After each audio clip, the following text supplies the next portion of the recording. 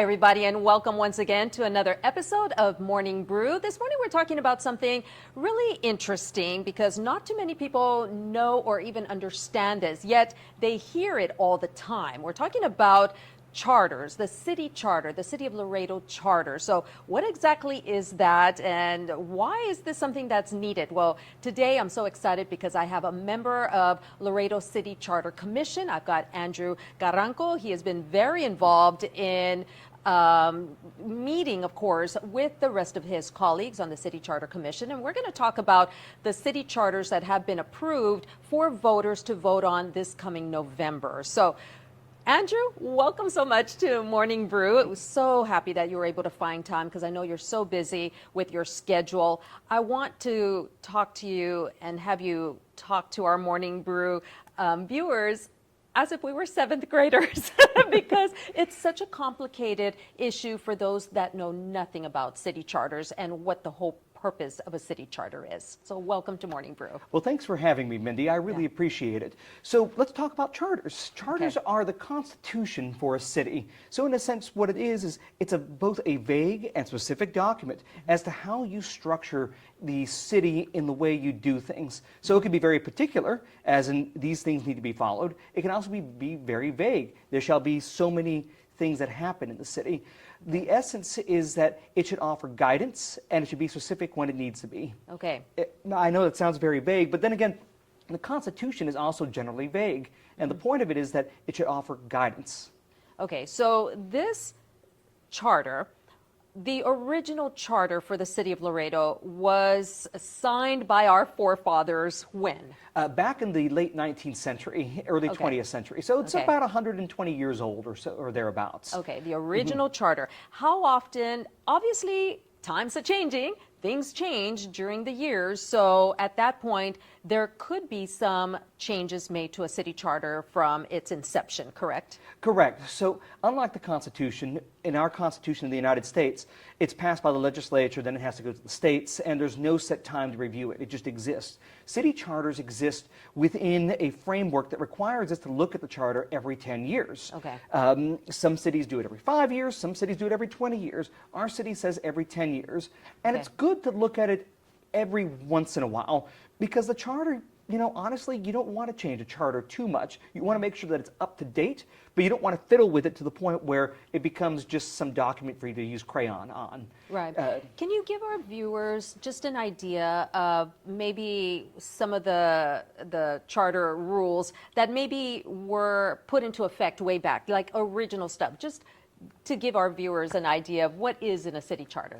One is the City of Laredo shall be called the City of Laredo. It's that general. That basic. Yeah, that basic, because what determines what our name is? It's in the charter. The charter says our city name is Laredo. Okay. And we will have so many city council districts. We shall have a mayor system. We shall have a city manager system. Those very basic things are in this city charter. Now you get specific things too, like there should be a city auditor, or perhaps the city will have some sort of code to enforce, the city will review its master plan every 10 years. Those things are in the charter.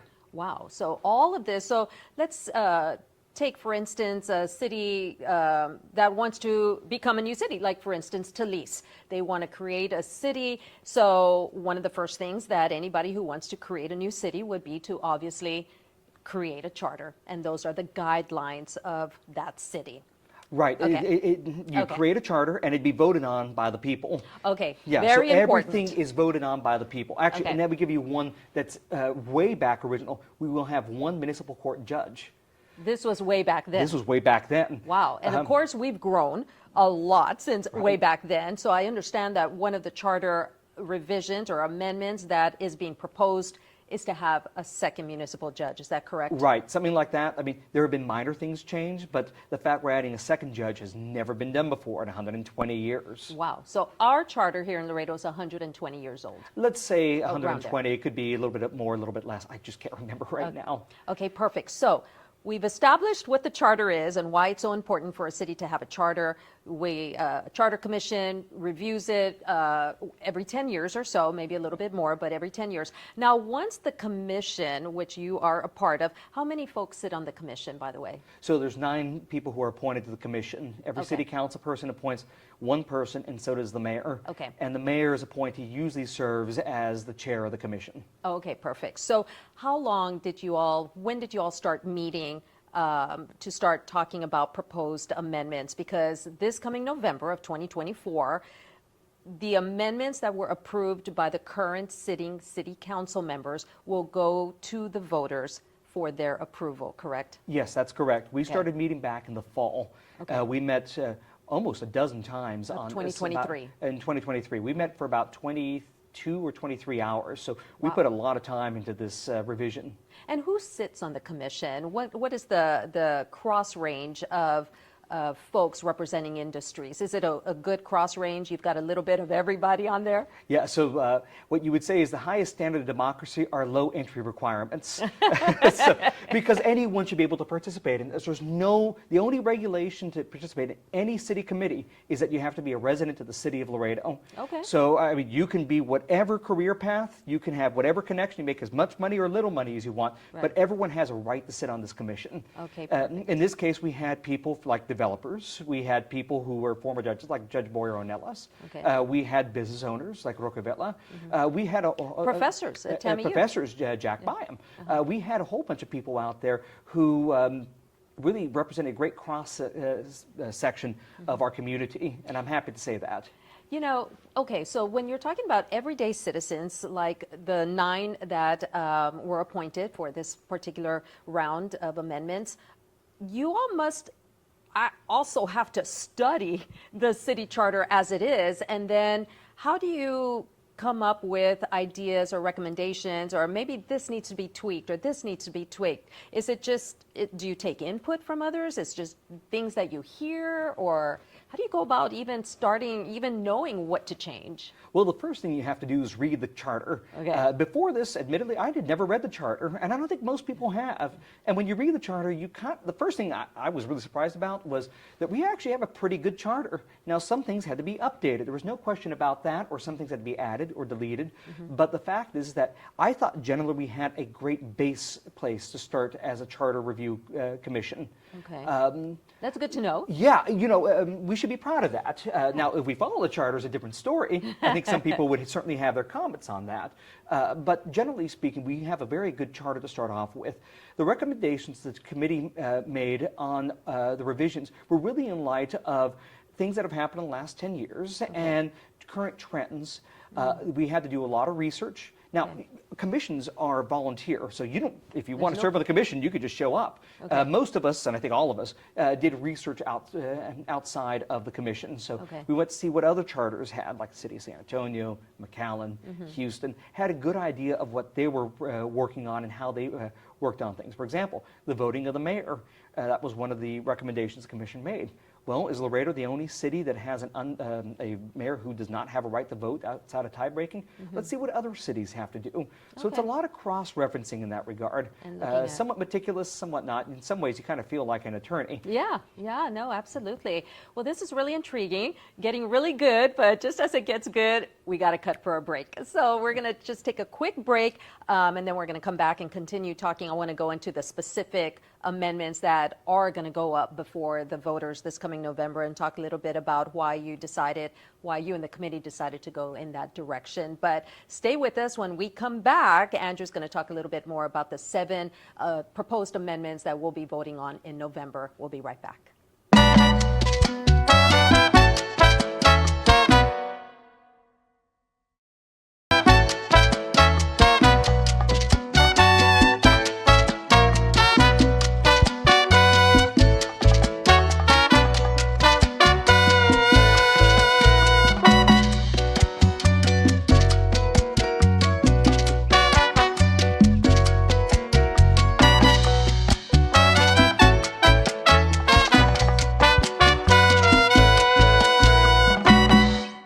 Welcome back, everyone. Once again, you are watching the next issue of Morning Brew, and we're so happy that you stuck around with us. We're talking with Andrew Carranco. He is a member of the Laredo City Charter Commission, and we're talking about how a city follows a city charter, why it's so important, and more specifically, we're going to start getting into the amendments that the citizens of Laredo are going to be voting on this coming November. So, Andrew, thanks again so much for taking time out of your busy schedule to educate us and our Morning Brew crew the importance of a city charter and why, a city charter is looked at once every 10 years or so. So let's talk a little bit about the 7 amendments that went before City Council that they voted on. I do want to ask you, it wasn't just 7. There were a lot more that the commission recommended, but at the end of the day, it's up to the current sitting city council members whether they want that to go before the voters, correct? Yes, that's correct. So when we approached the City Council, we had over 20 recommendations. Wow. We made so many recommendations because we realized the council and their wisdom cuts down on some of those, not only because they understand what their constituents may want, but also because when you put things on the ballot, a lot of people will not read the entirety of the ballot. And often when you have too many amendments, a lot of folks will just vote no because they don't want to read through everything. Okay, so it is... So in a sense, though, you know that some of them are going to be cut down. Does that, before we start talking about the specific amendments, there could be amendments then that the commission really, really highly recommends because in your wisdom or in your research, you have determined that this is the way a city of our size should go. But then at the end of the day, it's the city council. If they don't agree with that change, then it just won't happen. Do you think at some point maybe the recommendations should bypass city council and just go straight to voters? Because if they don't like it, they're not gonna allow it to be placed on the ballot. Well, right now we practice essentially a city manager and city council government, and everything goes through them. I'm not quite sure what the right answer is on that. Yeah. You used the word wisdom a bit earlier, and but as much as I like to think I'm fairly wise, I'm sure there's many people out there who would disagree with that statement. Well, and I use wisdom because you all do research, and that was something that you mentioned that any member of the commission should do, find out what city charters of cities that are of our size, like McAllen, like in the Valley, find out what they do and see if that's something that would work here. Right. Sometimes I just feel like you all put a lot of effort into crafting some amendments that move Laredo in the right way. But at the end of the day, they'll never see the light if the city council doesn't vote them forward. Well, there are ways to get around that. City council does have most of the say, but voters can always ballot and petition to have those things put back on the charter. So there's always recourse in the way you can pursue these things. And that's a beautiful thing about democracy. It's checks and balances. Yeah. Because no matter what we think or whatever council may think, it comes down to the voters and the will of the people. Yeah, absolutely. So on that note, Andrew, let's talk a little bit about the 7 that did get approved by the current city council members that are going to be placed on November's ballot. So let's talk a little bit, you kind of addressed a little bit about the mayor. What was the premise behind that? The mayor premise was fairly simple. Often the mayor does express his where he would vote, but he cannot vote by city charter. Now that's a hangover from the 1979 issues that plagued our city back in those days. And we said, well, it's probably about time we give the mayor a vote like many other cities in the state of Texas. So that was really putting in line what most other cities have done. And it's still a strong city council, but now the mayor has his right to vote. Okay, and so now there will be 9 votes on the issue because the mayor, there's 8 city council members in Laredo, he will be the 9th vote. Right, and in this case there'd be no real need for tie breaking anymore because now you have 5 to 4. Right, exactly. Okay, so that is something definitely that we will see on the ballot this November. Right. Second item that we had, second amendment that we kind of talked a little bit about is a superpower vote. What's that all about? Well, so it's supermajority, and the way we've structured it is that often at City Hall we have a lot of turnover, and the last decade City Hall has been plagued with turnovers, for better or for worse. Yes, and while some people may see that expedient, it often disrupts things across our city because we don't have that sort of consistency.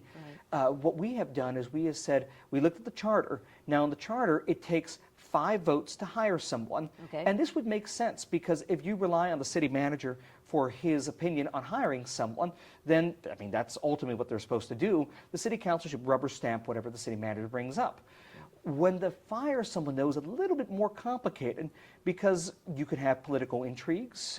You could have someone who's competent in their job but may have crossed someone the wrong way. And the way the charter is written is that in order for any one of these positions to be fired, which would be city manager, city attorney, city secretary, city auditor, and planning and zoning director, a simple majority of 5 people can get them out. Wow. That's pretty low bar, and effectively, yes, it holds them responsible, but it holds them responsible to the point where they have to act on political intrigues, which maybe that is the way we want to run our city. I don't know. That's up to the voters to decide. The commission suggests that we should increase that to 6, and city council agreed with that. And again, if someone's doing a really bad job, it should be very clear they're doing a bad job. So 6 votes should be relatively easy to get. Okay, so 6 now to fire somebody as opposed to 5 as it's written currently. Of those 5 positions. Of those 5 positions. Can you name the positions once again? Yes, city manager, city secretary, city attorney, city auditor, and city planning and zoning director. Okay. Why those particular positions? Because those were the ones in the city charter. Okay. I'm not quite sure why those are on the charter, although I do it's there. So they were already singled out before. It's not like you guys decided, the commission decided we're going to do a supermajority on these positions. Those were the positions that were already in the original city charter. Right. Okay, great. So we've got now a new structure for voters to vote on the firing of one of these positions. Okay, perfect. We also had another municipal judge. That's interesting. We've grown that much? Well, I think we've grown substantially since 1910. I think so too. I think the population of Laredo in 1910 was 15,000, and we had 1 judge back then, and now we're close to 270,000, and we have 1 judge. Now, he does have mechanisms so he can hire judges underneath him. Associates. But actually, and this came from the judge himself, he said, I need more help. Okay. And this is one thing that I personally wish the people of Laredo had taken more advantage of. These are open meetings. Anyone can go and speak to those meetings. They can send us letters. But when it came to those meetings, the only person who came to make any statement on the charter was the judge. Wow. Which is both interesting and disconcerting because you want to have that engagement with the community, and we didn't get that. Yeah. Well, hopefully now after seeing Morning Brew, we'll have a better understanding of the importance of why it is to be involved with city charter, because a city charter, as you've said, this is the Constitution for Laredo. So anyway, we're going to take a quick break. We're going to get into a little bit more of the amendments that we're going to find on the ballot. So stay with us, Morning Brew. We'll be right back.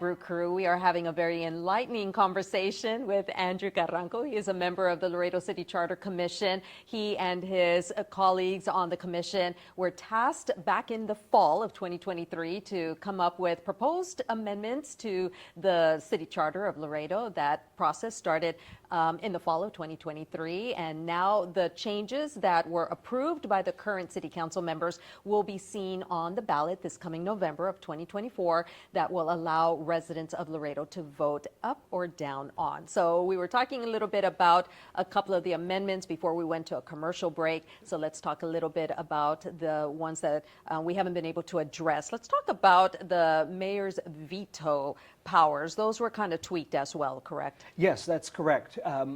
When we included the mayor to have a vote, we also suggested as the commission that the mayor's veto should be less ceremonial and more forceful. So we take it again from a council vote of 5 people to 6. Okay. And what the council realized, and I think they were I think they were right on this. They said, hey, isn't the mayor double dipping in a vote and a veto at the same time? Yeah. That's not necessarily a balance of power. So they struck that down. So now the mayor still has his veto.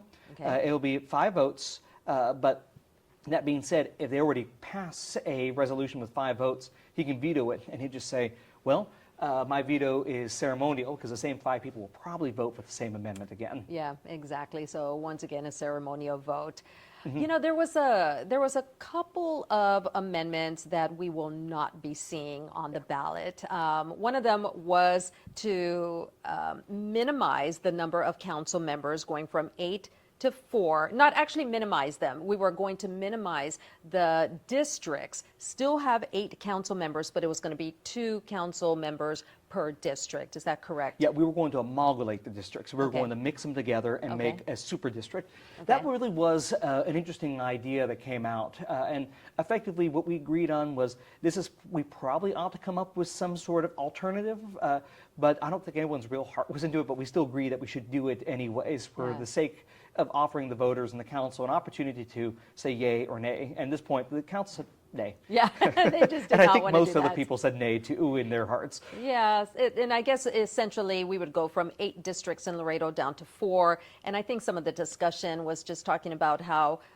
these would just be really big districts, and maybe some of them have different needs, so it would be a little different too. Yeah. I remember Dr. Tyler King also in one of the discussions said, well, now we're going to be partnering with somebody, and what if that person doesn't do a good job and the other one is doing a good job? Are we both going to take the blame, and, you know, are we going to lose an election because, you know, people are thinking about the other person who didn't do a good job? There was just all kinds of discussions that were brought up, and essentially, like you said, they just voted down. And I think most people were pretty against the idea too, at least what I Yeah. could read and hear Yeah. on the street. Okay, so we won't see that Yeah, one. that's fine. Talk to us about what happened with council members that have felonies, are convicted of felonies, misdemeanors. That was a whole discussion there, very enlightening discussion. Yes, so what we had suggested was that any councilman convicted of a felony would be ousted out of office, essentially censured and ousted by charter. The commission suggested we should bring that down to a Class B misdemeanor. Now, council shot this one down, and there's mixed emotions on this, and rightfully so, because I go back to the statement I made earlier. The highest form of democracy is the lowest barriers for entry. Now, you can swing that in 2 ways here. If someone, we should have high standards for council people and our elected officials, but the people are the ones who elect those officials. Yeah. So where do you draw that line? Some of the council said that the felony conviction is pretty obvious that they should be ousted. Right. Some of the council people said a Class B misdemeanor, which could be a DUI or a DWI, I'm never quite sure the difference, but something like that would be able to knock someone out. How you want to approach that, I don't know. The council said no to that requirement. What the right answer is, I don't know either. Yeah.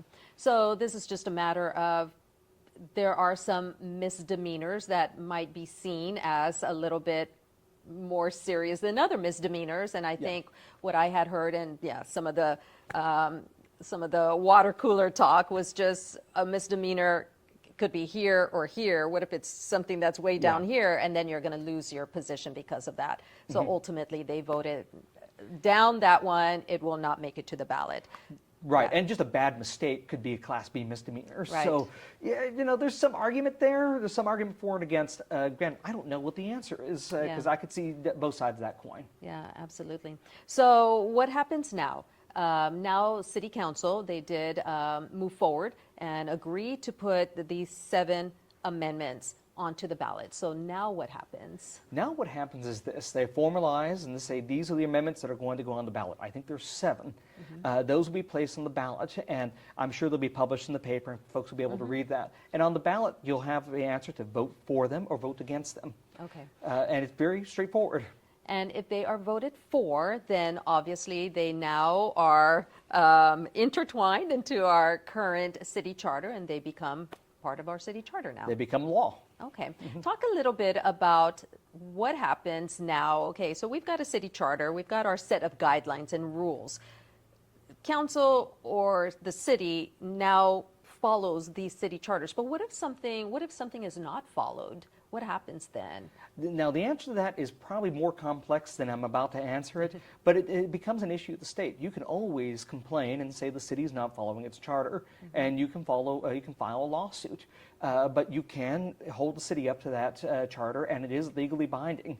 It is the Magna Carta. The king has to follow Magna Carta because we have certain rights, and that charter is the bylaws for the city. The city has to follow the charter, or else we don't have a government. And we've heard that at council members when citizens will go before, and sometimes they'll say something like, well, our city charter defines us as being able to do this or needing to do this and not that. And that invokes obviously a lot of discussion. Legal department can, pipe in, chip in, and talk a little bit about that. Go back and do some research, correct? Right. And, I think the city has become very good about trying to follow the charter. I mean, there's definitely a new wind in the air, so to speak, and folks are concerned about the charter. They're more concerned about the day-to-day governance of the city. But ultimately, as much as we hope that our elected officials would follow those guidelines, it's our responsibility as citizens to ensure that they follow those guidelines. So read the charter, know what you're getting into, understand why some of those things are there. And if you know a bit of the history, then you can go back and tell the city, hey, I don't think you're following this charter. Of course, always do it in a respectful way, but you're a citizen. Yeah, absolutely. And where can a regular citizen find the city charter? Everything is online. So if you go to the City of Laredo website and search for the charter, it's right there. It's clear. It's black and white. You can even go down to the city and pick up a physical copy. The charter is your charter. Being on the commission was a lot of fun. My master's in political philosophy, so for me, I see it more, I'm approaching this as an academic. I hope I would approach it as an academic. And when you read, sitting there, you got a really good sense of why cities do certain things. I have a greater appreciation for it. And now I'm going to go back and hold the city up to a higher standard because, honestly, I think the charter is fine, and I think the revisions that we've made were important, and I think the ones the city approved will be very important, and I hope the people pass them. But going back to it, we're a democracy. What a cool thing. We get a chance to actively take care of the governance of our community. Yeah. I'm glad you're telling us where we can find a city charter, because I think I had these envisioned. We'll have to go to our downtown museum. It's going to be encased in some beautiful glass, enclosure, and it's going to be dusted off, and you just have to kind of, read through some fragile papers. But no, it is an actual document online that everybody has access to. Yes, and it's a very boring document to read through, but if you can make it through, you'll be that much better of a citizen for knowing what's in there. Wow. And if you're always wondered about what's going on in the city, read the charter. It's a shortcut.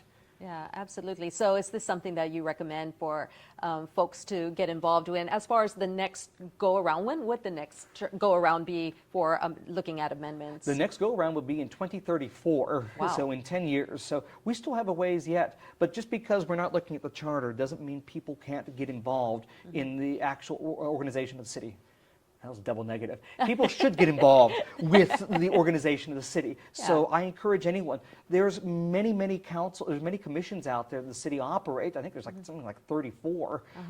Anyone can ask to be part of that. Call your city councilman or woman and ask to be part of it. Yeah, because every city council member gets to appoint one person to represent their district. And there's always people dropping off for personal reasons. They don't have the time, whatever. So there could be a spot on one of these commissions. And I do want to note that all those commissions are listed on the City of Laredo's webpage, as well as streaming video of all their meetings. So you can actually go and see the City Charter Commission and see y'all's meetings that you've had, because they're all kept nice and archived on the City of Laredo's website.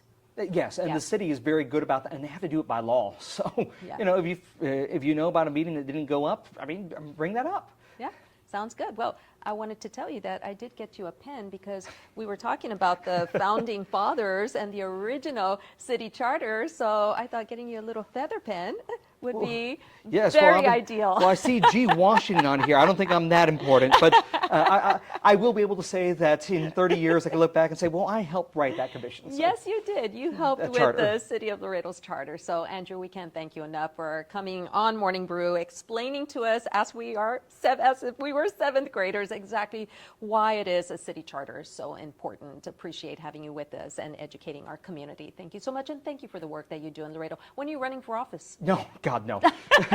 Plato says the hardest thing with with a democracy is that often the best and brightest don't run for office. And I'm certainly not the best and brightest, but I hope that I can service my community in other ways. Well, you do. You do an amazing job, and it's always nice to know that you are checking on things and holding people accountable, and we appreciate that. Thank you. Thank you so much, Andrew. And that does it for this episode of Morning Brew. Appreciate having you join us on this city charter explanation. Until next time, enjoy the brew.